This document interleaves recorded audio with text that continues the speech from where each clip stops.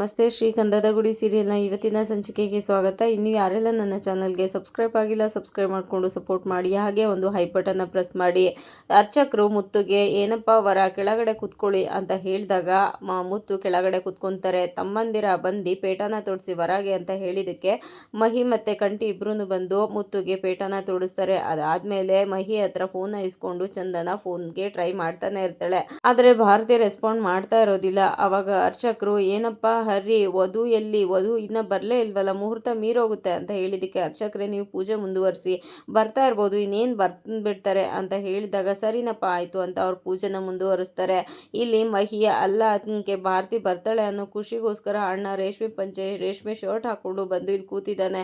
ಅವನಿಗೆ ತುಂಬಾ ಬೇಜಾರಾಗ್ತಾ ಇದೆ ಅಂತ ಹೇಳಿದಾಗ ಅಣ್ಣ ನೀವು ಹೋಪ್ ಕಳ್ಕೊಬೇಡಿ ಅಣ್ಣ, ಅವಳು ಬರ್ತಾ ಇರ್ಬೋದು, ಅವಳು ದೇವ್ರ ಮೇಲೆ ಆಣೆ ಮಾಡಿದ್ದಾಳೆ, ಖಂಡಿತ ಅವಳು ಬಂದೇ ಬರ್ತಾಳೆ, ನನಗೆ ಆ ನಂಬಿಕೆ ಇದೆ, ದಾರಿನಲ್ಲಿರ್ಬೋದು ಅಂತ ಹೇಳಿದಕ್ಕೆ ಕಂಠಿ ಅವಳು ನಿಜವಾಗ್ಲೂ ದಾರಿನಲ್ಲಿ ಬರ್ತಾ ಇದ್ದಾಳೋ, ನಮ್ಮ ದಾರಿ ತಪ್ಪಿಸ್ತಾ ಇದ್ದಾಳೋ, ನಮಗಂತೂ ಒಂದು ಗೊತ್ತಾಗ್ತಾ ಇಲ್ಲ ಅಂತ ಹೇಳಿದಾಗ ಇಲ್ಲ ಅವಳು ಬರ್ತೀನಿ ಅಂತ ಹೇಳಿದಾಳೆ, ಅದಾದಮೇಲೆ ನಾನು ಈ ಡಿಸಿಷನ್ನ ತೊಗೊಂಡಿದ್ದು ಅಂತ ಚಂದನ ಹೇಳ್ತಾಳೆ. ಹರಿ ಹೌದು ಅಣ್ಣ ನೀವು ಹೋಪ್ ಕಳ್ಕೊಬೇಡಿ, ಬಂದೇ ಬರ್ತಾಳೆ ಅಂತ ಹೇಳಬೇಕಂದ್ರೆ ಅರ್ಚಕರು ಅಲ್ಲಪ್ಪ ಹರಿ ಆಲ್ರೆಡಿ ಮುಹೂರ್ತ ಮೂರೋಗ್ತಾ ಇದೆ, ಇನ್ನು 2 ನಿಮಿಷ ಇರೋದು ಅಂತ ಹೇಳಿದಾಗ ನೋಡಿ ಅರ್ಚಕ್ರೆ ಮುಹೂರ್ತ ಮೀರೋದ್ರೂ ಹುಡುಗಿ ಬಂದ್ರೇ ಅಲ್ವಾ ಮದುವೆ ಆಗೋದು, ಅವಳು ಬರ್ತಾಳೆ ಅಂತ ಹೇಳಿದಾಗ ಸರಿನಪ್ಪ ಆಯಿತು, ಆದರೆ ನಾನು ದೇವಸ್ಥಾನ ಬಾಗಿಲು ಮುಚ್ಚಬೇಕಲ್ಲ, ಆಗೇನು ಮಾಡ್ತೀರಾ, ಆಗ ಹೇಗೆ ಮದುವೆ ಮಾಡ್ತೀರಾ ಅಂತ ಹೇಳಿದಕ್ಕೆ ಏನು ಮಾಡೋದು ಅಂತ ಗೊತ್ತಾಗ್ತದೆ, ನೀವೇನೋ ಹಾಗೆ ಯೋಚನೆ ಮಾಡ್ತಾ ನಿಂತಿದ್ದೀರಾ, ಫೋನ್ ಮಾಡಿ ನೋಡಿ ಅಂತ ಚಂದನಾಗ ಹೇಳ್ತಾನೆ ಹರಿ. ಅದಕ್ಕೆ ಚಂದನ ಫೋನ್ ಮಾಡೋದಕ್ಕೆ ಅಂತ ಹೊರಡ್ತಾಳೆ.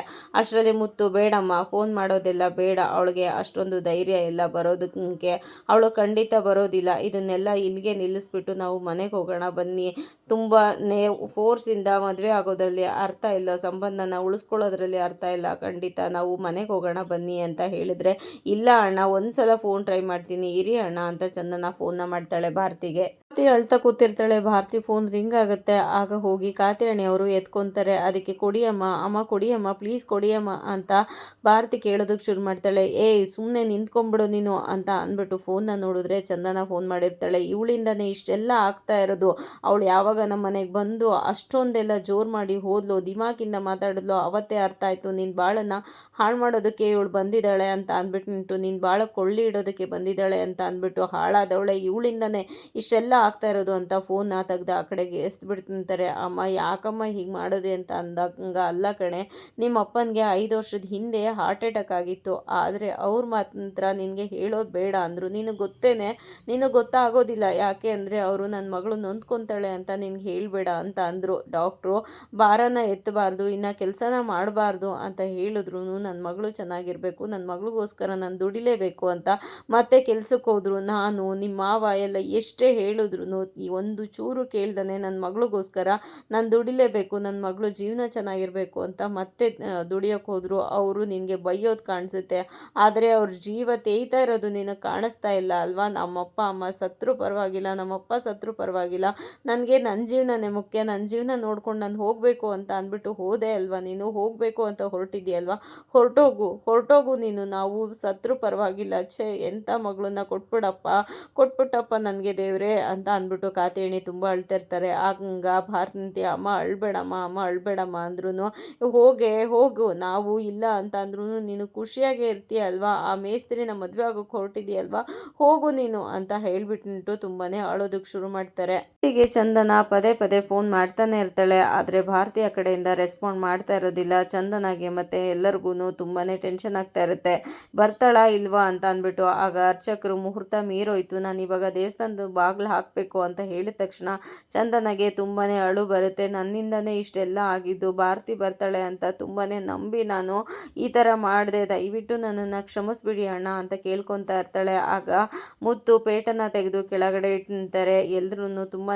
ಟೆನ್ಷನ್ ಆಗಿರ್ತಾರೆ, ಎಲ್ರಿಗೂ ಅಳು ಬರ್ತಾ ಇರುತ್ತೆ. ಚಂದನ ಮುತ್ತು ಹತ್ರ ಮುಂದೆ ಬಂದು ನಿಂತು ಅಣ್ಣ ದಯವಿಟ್ಟು ನನ್ನನ್ನು ಕ್ಷಮಿಸ್ಬಿಡಿ ಅಣ್ಣ, ನಾನು ಮೋಸ ಹೋದೆ, ಭಾರತಿ ದೇವ್ರ ಮೇಲೆ ಆಣೆ ಇಟ್ಟು ನಾನು ಬಂದೇ ಬರ್ತೀನಿ ಅಂತ ಹೇಳಿದ್ಲು, ಅದಕ್ಕೋಸ್ಕರ ನಾನು ಅವಳನ್ನು ನಂಬಿದೆ, ನಿಮ್ಗೆಲ್ಲರಿಗೂ ಮನಸ್ಸಿಗೆ ತುಂಬಾ ಬೇಜಾರು ಮಾಡಿಬಿಟ್ಟೆ, ನನಗೆ ನಿಮಗೆ ಮುಖ ತೋರಿಸೋದಕ್ಕೂ ಆಗ್ತಾ ಇಲ್ಲ ಅಣ್ಣ, ದಯವಿಟ್ಟು ನನ್ನನ್ನು ಕ್ಷಮಿಸಿ ಅಂತ ಜೋರಾಗಿ ಅಳೋಕ್ಕೆ ಶುರು ಮಾಡ್ತಾಳೆ. ಆಗ ಮುತ್ತು, ದಯವಿಟ್ಟು ನೀನು ಅಳಬೇಡಮ್ಮ, ಹೆಣ್ಮಕ್ಳು ದೇವಸ್ಥಾನದಲ್ಲಿ ಕಣ್ಣೀರು ಹಾಕಿದ್ರೆ ಒಳ್ಳೇದಾಗೋದಿಲ್ಲ, ನೀನು ನನ್ನನ್ನು ಇಷ್ಟೇನ ಅರ್ಥ ಮಾಡ್ಕೊಂಡಿದ್ದು, ನನಗೆ ಯಾವುದೇ ರೀತಿ ಬೇಸರ ಆಗಿಲ್ಲ, ನನಗೆ ಸಂಕಟ ಆಗ್ತಾ ಇಲ್ಲ, ದಯವಿಟ್ಟು ನೀನು ಅಳೋದನ್ನು ನಿಲ್ಲಿಸು, ಏನೂ ಆಗೋದಿಲ್ಲ.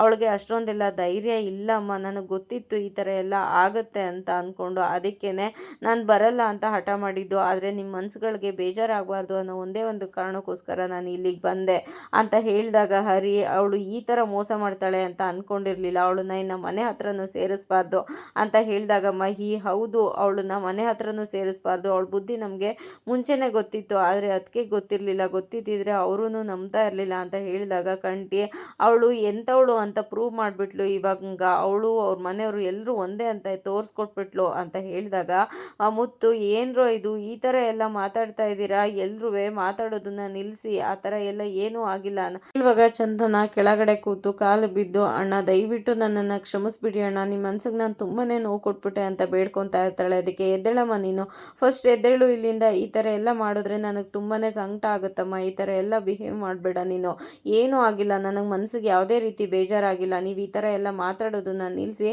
ಬನ್ನಿ ಇವಾಗ ಎಲ್ಲರೂ ಏನು ಆ ಥರ ಮುಖ ನೋಡ್ತಾ ಇದ್ದೀರಾ, ಮನೆಗೆ ಹೋಗೋಣ ಬನ್ನಿ ಅಂತ ಹೇಳ್ತಾರೆ. ಆಗ ಅರ್ಚಕರು, ಒಂದು ನಿಮಿಷ ಇರಪ್ಪ, ನೀವು ತಂದಿರೋ ಚಿನ್ನದ ತಾಳಿ ಅಂತ ಅಂದ್ಬಿಟ್ಟು ತಾಳಿನ ತೋರಿಸ್ತಾರೆ. ಆಗ ಮುತ್ತುಗೆ ತುಂಬಾ ಬೇಸರ ಆಗುತ್ತೆ, ತುಂಬ ನೋವಾಗುತ್ತೆ, ಆದರೆ ಇನ್ನೇನು ಮಾಡೋಕ್ಕಾಗಲ್ಲ ಅಂತ ಆ ತಾಳಿನ ಕೈಯಲ್ಲಿ ಇಟ್ಕೊಂಡು ಒಂದು ಕ್ಷಣ ಹಾಗೆ ಅದನ್ನು ಹಿಡಿದು ಯೋಚನೆನ ಮಾಡಿ ಜೇಬಲ್ಲಿ ಹಾಕ್ಕೊಂಡು, ಸರಿ ಆಯಿತು ಬನ್ನಿ ಎಲ್ರೂ ಹೋಗೋಣ ಮನೆಗೆ ಅಂತ ಹೇಳ್ತಿರ್ತಾರೆ. ಎಲ್ಲರೂ ತುಂಬಾ ದುಃಖದಿಂದ ಮುತ್ತು ಹಿಂದೆ ಹೋಗ್ತಿರ್ತಾರೆ. ಚಂದನಗಂತೂ ತುಂಬಾ ಬೇಸರ ಆಗ್ತಾ ಇರುತ್ತೆ. ಎಲ್ಲರೂ ಹತ್ಕೊಂಡು ಮುತ್ತು ಹಿಂದೆನೆ ಬರ್ತಿರ್ತಾರೆ. ದೇವಸ್ಥಾನದಿಂದ ಹೊರಗಡೆ ಬರ್ತಿದ್ದಂಗೆ ಅರ್ಚಕರು ಬಂದು ದೇವಸ್ಥಾನದ ಬಾಗಿಲನ್ನ ಹಾಕ್ತಾರೆ. ಹಿಂದೆ ಮುಂದೆ ಎಲ್ಲ ನೋಡಿ ತುಂಬಾ ಹತ್ಕೊಂಡು ಮುತ್ತುಗೆ ತುಂಬಾ ಅಳು ಬರುತ್ತೆ. ಹತ್ಕೊಂಡು ಮನೆ ಕಡೆಗೆ ಬರ್ತಾರೆ. ಇನ್ನು ಬೇಜಾರಿಂದ ಸುಮ್ಮನೆ ಕೂತಿರ್ತಾರೆ ಮನೆಯಲ್ಲಿ. ಕಂಠಿ, ಹರಿ, ಮಹಿ ಮತ್ತೆ ಚಂದನ ಎಲ್ಲರೂ.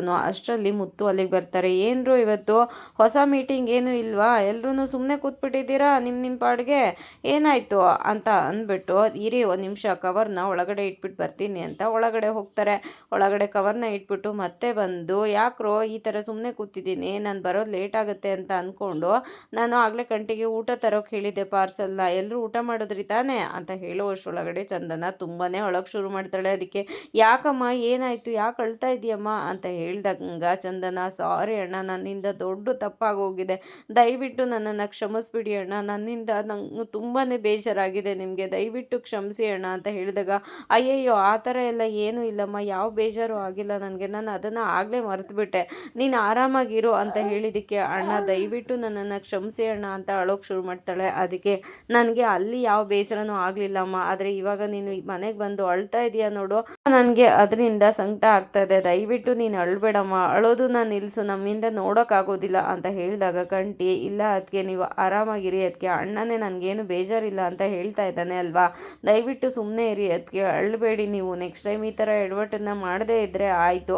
ನೀವು ಆರಾಮಾಗಿರಿ ಅದಕ್ಕೆ ಅಂತ ಹೇಳಿದಾಗ ಮುತ್ತು, ಹೌದಮ್ಮ ನನ್ನ ಮನಸ್ಸಲ್ಲಿ ಯಾವುದೇ ರೀತಿಯ ನೋವಿಲ್ಲ, ನೀನು ಆರಾಮಾಗಿರು ಅಂತ ಹೇಳಿದಾಗ, ಅಲ್ಲ ಅಣ್ಣ ನಾನು ಇಷ್ಟು ದೊಡ್ಡ ತಪ್ಪನ್ನು ಮಾಡಿದ್ದೀನಿ, ನಿಮಗೆ ನನಗೆ ಶಿಕ್ಷೆ ಕೊಡಬೇಕು ಅಂತ ಅನ್ನಿಸ್ತಿಲ್ವಾ, ನನಗೆ ಬೈಬೇಕು ಅಂತ ಅನ್ನಿಸ್ತಿಲ್ವಾ, ನನಗೆ ಏನು ಹೇಳ್ತಾನೆ ಇಲ್ಲ ನೀವು, ಹೇಗಣ್ಣ ಅಂತ ಹೇಳಿದಾಗ, ನೋಡಮ್ಮ ನನಗೆ ಯಾವುದೇ ರೀತಿಯ ಬೇಜಾರು ಇಲ್ಲ, ಯಾರ ಮೇಲೂ ಬೇಜಾರಿಲ್ಲ, ನನಗೆ ಭಾರತಿ ಬರಲಿಲ್ಲ ಅಂದರೆ ಏನಾಯಿತು, ಪ್ರಪಂಚ ಮುಳ್ಕೋಗಿದೆಯಾ, ಏನೂ ಆಗಿಲ್ಲ ಅಂತ ಹೇಳಿದಾಗ, ಅಯ್ಯೋ ಭಾರತಿ ಬಂದಿಲ್ಲ ಅಂದರೆ ಏನಾಯಿತು, ಅದಕ್ಕೆ ಅವಳು ಈ ಥರ ಮೋಸ ಮಾಡ್ತಾಳೆ ಅಂತ ನಮಗೂ ಗೊತ್ತಿರಲಿಲ್ಲ ಅಲ್ವಾ, ನೀವು ಆರಾಮಾಗಿರಿ ಅದಕ್ಕೆ, ನೀವು ಮಾತ್ರ ಅಳಬೇಡಿ ಅದಕ್ಕೆ, ನಮ್ಮಿಂದ ನೋಡೋಕ್ಕಾಗಲ್ಲ ಅಂತ ಮಹಿ ಬರ್ತಾನೆ. ಹೌದಮ್ಮ ನೀನು ಅಳಬೇಡ, ನಮ್ಮ ಮನಸ್ಸಲ್ಲೇ ಆ ಥರ ಎಲ್ಲ ಏನೂ ಇಲ್ಲ, ಭಾರತಿ ಇಲ್ಲ ಅಂದರೆ ಏನಾಯಿತು, ಬೇರೆ ಹುಡುಗಿನ ನೋಡಿ ಮದುವೆ ಆದ್ರಾಯ್ತು, ನೀನು ಆರಾಮಾಗಿರು ಅಂತ ಹೇಳಿದಾಗ, ನಿಮ್ಮನ್ನು ಎಲ್ಲರ ಮುಂದೆ ತಲೆ ತಗ್ಸೋಗಿ ಮಾಡಿಬಿಟ್ಟೆ, ನಾನು ಭಾರತಿ ಬಂದೇ ಬರ್ತಾಳೆ ಅಂತ ನಂಬಿದೆ, ನೀವು ಯಾರೂ ಬರಲ್ಲ ಅಂತ ಹೇಳಿದ್ರು ನಿಮ್ಮೆಲ್ಲರಿಗೂ ಫೋರ್ಸ್ ಮಾಡಿ ನಾನು ಕರ್ಕೊಂಡು ಹೋದೆ, ದಯವಿಟ್ಟು ನನ್ನನ್ನು ಕ್ಷಮಿಸ್ಬಿಡಿ, ಒಂದೇ ಒಂದು ಮಾತಂತೂ ನಾನು ಬರಲ್ಲ ಅಂತ ಹೇಳಿದರೆ ಇಷ್ಟೆಲ್ಲ ಅನಾಹುತ ಆಗ್ತಾನೆ ಇರಲಿಲ್ಲ ಅಂತ ತುಂಬಾ ಅಳೋದಕ್ಕೆ ಶುರು ಮಾಡ್ತಾಳೆ. ಆಗ ಹರಿ ಇನ್ನು ಕೂತಿರ್ತಾನೆ. ಅದಕ್ಕೆ, ಏನೋ ಹರಿ ಸುಮ್ಮನೆ ಕೂತಿದೆಯಲ್ಲ, ಅವಳ ಜೊತೆ ಮಾತಾಡೋ, ಸುಮ್ಮನೆ ಇರಿಸೋ, ಏನಾದ್ರು ಹೇಳೋ ಅಂತ ಹೇಳಿದಾಗ ಎದ್ದು ನಿಂತ್ಕೊಂಡು, ಅಲ್ಲ ಉಳೋದು ಬಿತ್ತೋದು ನಮ್ಮ ಕೆಲಸ, ಆದರೆ ಅದ್ರ ಪ್ರತಿಫಲ ಕೊಡಬೇಕಾಗಿರೋದು ದೇವ್ರಿಚ್ಛೆ, ಯಾವುದು ನಮ್ಮ ಕೈಲಿಲ್ಲ, ಎಲ್ಲದೂ ಮುಂಚೆನೇ ನಮಗೆ ಗೊತ್ತಾಗೋ ಹೋಗಿದ್ದೆ ಇದ್ರೆ ನಾವು ದೇವ್ರಾಗ್ಬಿಡ್ತಾ ಇದ್ವಿ, ಏನು ಏನೂ ಆಗೋದಿಲ್ಲ, ಆರಾಮಾಗಿರಿ, ಬನ್ನಿ ಸ್ವಲ್ಪ ಹೊತ್ತು ಹೊರಗೆ ಹೋಗೋಣ, ಆವಾಗ ನಿಮಗೂ ಮನಸ್ಸಿಗೆ ಹಗುರ ಆಗುತ್ತೆ, ಇಲ್ಲೇ ಇದ್ದರೆ ದುಃಖ ಜಾಸ್ತಿ ಆಗುತ್ತೆ ಅಂತ ಹೇಳಿದಾಗ ಹೌದಮ್ಮ ಹೊರಗಡೆ ಹೋಗಿ ಮಾತಾಡ್ಕೊಂಡು ಬರೋಗಮ್ಮ, ಸ್ವಲ್ಪ ರಿಲ್ಯಾಕ್ಸ್ ಆಗ್ತೀಯ ಅಂತ ಮುತ್ತುನು ಹೇಳ್ತಾರೆ. ಆಗ ಹರಿ ಚಂದನ ಕರ್ಕೊಂಡು ಹೊರಗಡೆ ಬರ್ತಾನೆ.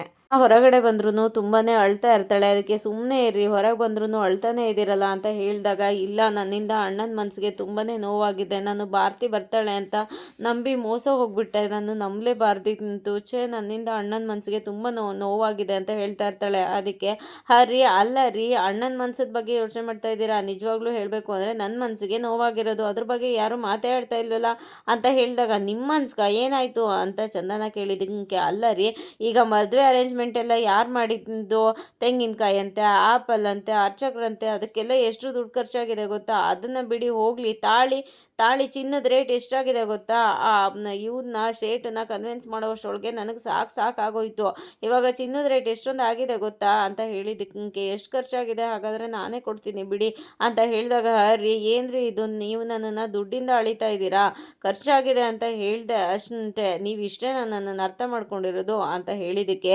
ಈಗೇನು ತಾಳಿ ತಂದಿದ್ದೀರಾ ಅಂತ ಹೇಳ್ತಾ ಇದ್ದೀರಾ ತಾನೇ, ನನಗೆ ಗೊತ್ತು ಖರ್ಚಾಗಿದೆ ಅಂತ, ಆದರೆ ಇವತ್ತಲ್ಲ ನಾಳೆ ಅಣ್ಣನಿಗೆ ಮದುವೆ ಆಗೇ ಆಗುತ್ತೆ ತಾನೇ, ಆವಾಗ ಯೂಸ್ ಆಗುತ್ತೆ ಬಿಡಿ ಅಂತ ಹೇಳಿದಾಗ ಹೌದು ಅವಾಗೇನೋ ಯೂಸ್ ಆಗುತ್ತೆ ಬಿಡಿ, ಆಯಿತು ನೀವು ಸಮಾಧಾನ ಮಾಡ್ಕೊಳ್ಳಿ ಅಂತ ಹೇಳಿದ್ದಕ್ಕೆ ಚಂದನ ಮತ್ತೇನೆ ಅದು ಅಣ್ಣನಿಗೆ ಬೇಸರ ಮಾಡಿಬಿಟ್ಟೆ, ನಾನು ಭಾರತಿ ನಂಬಲೇಬಾರ್ದಿತ್ತು ಅಂತ ಮತ್ತೆ ಅವಳು ಶುರು ಮಾಡ್ತಾಳೆ. ಅದಕ್ಕೆ ಮತ್ತೆ ಅಲ್ಲಿಗೆ ಬಂದ್ರಲ್ಲ ಬಿಡ್ರಿ, ಅದನ್ನು ಪರವಾಗಿಲ್ಲ ಆಗಿದ್ದಾಗೋಯ್ತು ಅಂತ ಹೇಳಿದ್ದಕ್ಕೆ ಚಂದನ ಸುಮ್ಮನೆ ಆಗ್ತಾಳೆ. ಆವಾಗ ಹರಿ ಅಲ್ಲ ರೀ, ಆದ್ರೂ ನಮ್ಮ ಮನೆ ಮೇಲೆ ನಿಮ್ಗೆ ಯಾಕೆ ಇಷ್ಟೊಂದು ಅಕ್ಕರೆ ಕಾಳಜಿ, ನಮ್ಮ ಮದುವೆ ಫೇಕ್ ಅಂತ ಹೇಳ್ತಾನೆ ಇರ್ತೀರಾ, ಆದ್ರೂ ನಮ್ಮ ಮೇಲೆ ತುಂಬಾನೇ ಕಾಳಜಿ ಇದೆ ನಿಮಗೆ ಅಂತ ಹೇಳ್ತಾನೆ. ಇದಾಗಿತ್ತು ಇವತ್ತಿನ ಸಂಚಿಕೆ. ಈ ಸಂಚಿಕೆ ಇಷ್ಟ ಆಗಿದ್ರೆ ಒಂದು ಲೈಕ್ ಕೊಟ್ಟು ಶೇರ್ ಮಾಡಿ, ಕಮೆಂಟ್ ಬಾಕ್ಸಲ್ಲಿ ಕಮೆಂಟ್ ಮಾಡಿ ತಿಳಿಸಿ ಹೇಗಾಗಿತ್ತು ಇವತ್ತಿನ ಸಂಚಿಕೆ ಅಂತ. ಮುಂದಿನ ಸಂಚಿಕೆಯಲ್ಲಿ ಸಿಗೋಣ, ಅಲ್ಲಿವರೆಗೂ take care, bye, thank you. ಹಾಗೆ ಒಂದು ಹೈಪ್ನ ಕೊಡೋದನ್ನ ಮಾತ್ರ ಮರಿಬೇಡಿ.